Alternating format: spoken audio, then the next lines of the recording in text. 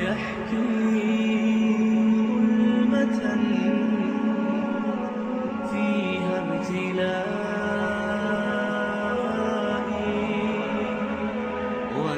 نکاح میں دو فرائض ہیں، ایک ایجاب و قبول. ایجاب و قبول کہتے ہیں لڑکے اور لڑکی کی طرف سے کہی جانے والی نکاح کے سلسلے میں گفتگو، چاہے پہلا لڑکا کہے یا لڑکی کہے، اور بعد میں اس کا جواب چاہے لڑکی دے یا اس کا وکیل دے یا لڑکا دے. اس دونوں بات چیت کو جو نکاح منعقد کرنے کے لیے لڑکا اور لڑکا یا لڑکی کی طرف سے موجود یا لڑکے کی طرف سے موجود وکیل آپس میں جو بات چیت کرتے ہیں اس کو کہتے ہیں ایجاب و قبول. یہ لازمی اور ضروری اور نکاح میں یہ فرض ہے. دوسری چیز، دو مسلمان گواہوں کا اس ایجاب و قبول، اس بات چیت کو سننا اسی مجلس میں جس مجلس میں لڑکا اور لڑکی یا لڑکی کی طرف سے وکیل موجود ہے اور نکاح کے سلسلے میں یہ بات چیت ہو رہی ہے. اس بات چیت کو، اس ایجاب و قبول کو دو مسلمان گواہ اس بات چیت کو اسی مجلس میں سنیں. یہ دو چیزیں نکاح میں فرض، لازمی اور ضروری ہیں. ان کے بغیر نکاح منعقد نہیں ہو سکتا ہے. جب یہ بات چیت ہو گئی اور نکاح منعقد ہو گیا تو پھر اس کے بعد حق مہر ہے. حق مہر اس میں واجب ہوتا ہے، اور حق مہر کی 3 قسمیں ہیں. 3 قسمیں یہ ہیں کہ ایک تو ہے مہر فاطمی، یعنی حضرت سیدہ فاطمہ رضی اللہ تعالی عنہ کا آپ صلی اللہ علیہ وسلم نے جو حق مہر باندھا تھا، رکھا تھا، متعین کیا تھا، اس کو مہر فاطمی کہتے ہیں. اور حدیث پاک میں اس کی جو مقدار آتی ہے 400 مسکال آتی ہے. 400 مسکال اس زمانے کے اوزان کے اعتبار سے، وزن کے اعتبار سے تھا.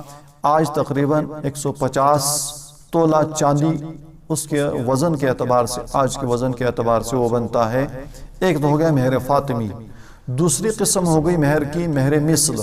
مہر مثل کہتے ہیں کہ لڑکی کی جو بہنیں ہیں یا لڑکی کی جو پھوپھیاں ہیں اور لڑکی کی چچا زاد بہنیں جو ہیں، ان کا جو حق مہر باندھا گیا ہے، مقرر کیا گیا ہے، تو وہی حق مہر اس لڑکی کا بھی رکھا جائے، اس کو کہتے ہیں مہر مثل.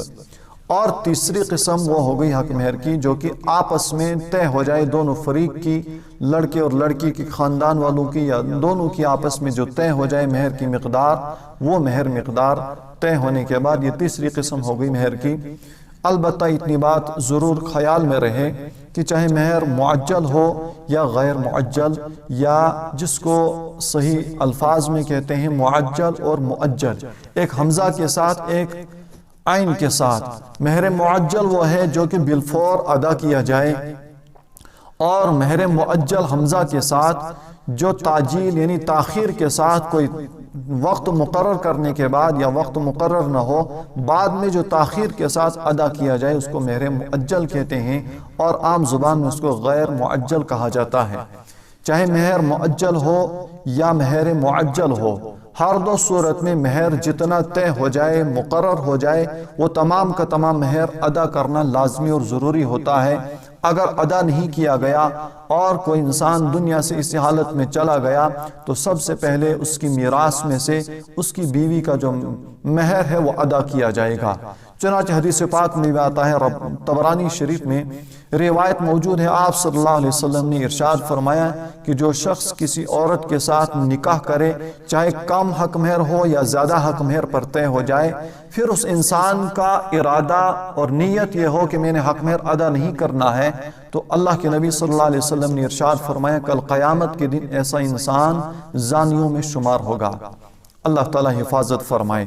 اس لیے حق مہر جو بھی طے ہو، لوگوں کو دکھانے کے لیے یا اپنا سر ناک اونچی کرنے کے لیے صرف لوگوں میں یہ طے کرا لینا کہ جتنا مرضی اتنا رکھ لیں، دینا تو ہے نہیں، اس ایسی بات نہیں ہونی چاہیے. بلکہ قرآن پاک میں بھی اللہ تبارک و تعالیٰ نے ارشاد فرمایا وَآتُوا النِّسَاءَ صَدُقَاتِهِنَّ نِحْلًا، کہ عورتوں کا جو حق مہر آپ لوگ طے کرتے ہو اس کو خوش دلی کے ساتھ ان کو ادا کر دو.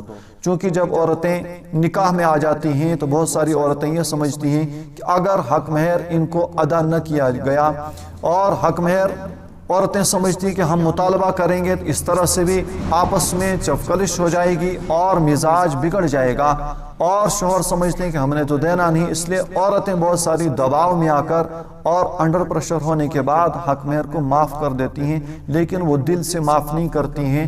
اللہ تبارک و تعالیٰ نے ارشاد فرمایا کہ ان کو خوش دلی کے ساتھ وہ حق مہر ادا کر دینا چاہیے۔ اس میں یہ بات ملحوظ رہے، اور 3 چیزیں اس میں سنت ہیں۔ جس مجلس میں نکاح ہو رہا ہو اس مجلس میں نکاح ہونے کے بعد چھہارے لٹانا، چھہارے تقسیم کرنا، ایک سنت یہ۔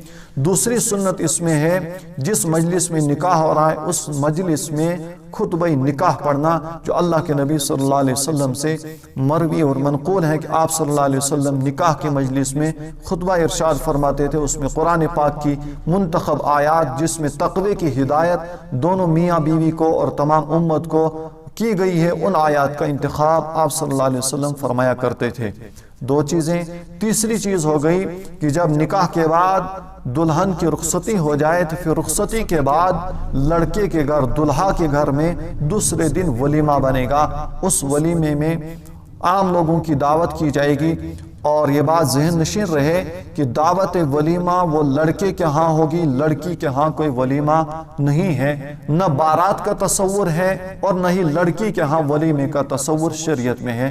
شریعت کا مزاج یہی ہے کہ ولیمہ جو ہوگا وہ لڑکے کے ہاں ہوگا، رخصتی کے بعد لڑکی کے ہاں ولیمہ نہیں ہوگا۔ اور اسی طرح سے جو بارات کا تصور ہمارے ہاں ہے، یہ بارات کا بھی تصور شریعت اسلامیہ میں نہیں ہے۔ اس لیے نکاح بالکل آسان ہے، اس کو جتنا آسان بنایا جائے گا اتنا ہی رواج آسان ہونے کے بعد نکاح میں سہولت پیدا ہو جائے گی، تو دوسری چیز خود بخود بند ہو جائیں گی۔ جیسے کہ اللہ کے نبی صلی اللہ علیہ وسلم کے زمانے میں نکاح آسان تھا اور زنا بہت مشکل تھا۔ آج کے زمانے میں ہم نے نکاح کو مشکل بنا دیا اور زنا کی تمام راہیں ہم نے ہر اعتبار سے، قانونی اعتبار سے بھی، معاشرتی اعتبار سے بھی ہم نے اس میں بالکل کھلی چھوٹ رکھی ہے۔ نکاح کو مشکل بنانے کی وجہ سے اور پیچیدہ کرنے کی وجہ سے اللہ تبارک و تعالی ہم تمام کو شریعت اسلامیہ کے تمام احکام کو سمجھ پر عمل کرنے کی توفیق عطا فرمائے۔ اگلی مجلس میں انشاءاللہ نکاح کے سلسلے میں بار بار پوچھا جانے والا سوال کہ نکاح میں تاریخ کون سی ہوگی، اس کے متعلق انشاءاللہ اگلی مجلس میں عرض کیا جائے گا۔